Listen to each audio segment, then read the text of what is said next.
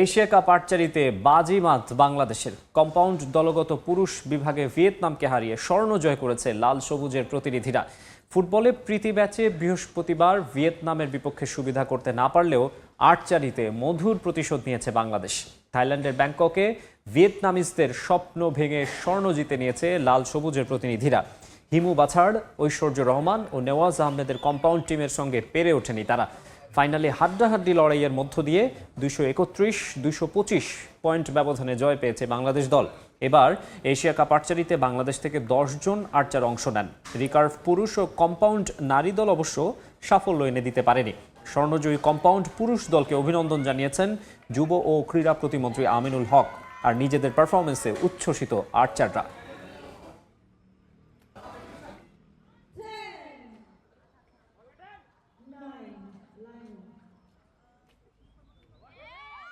শুক্রিয়া যে আমি পদক পেয়েছি এবং সবচেয়ে ভালো বিষয় যে প্র্যাকটিসটা ভালো হয়েছিল। বিশেষ করে বিকেএসপিতে প্র্যাকটিস করেছি আমি। বিকেএসপিতে প্র্যাকটিসটা ভালো হয়েছিল এবং শিল্ডি করছিলাম কয়েকদিন খেলার আগ দিয়ে। তো দুটা মিলে যে সমন্বয় ছিল সেটা আলহামদুলিল্লাহ ভালো ছিল। স্বর্ণপদক অর্জনের অনুভূতিটা আসলে অসাধারণ। আমার স্বপ্ন ছিল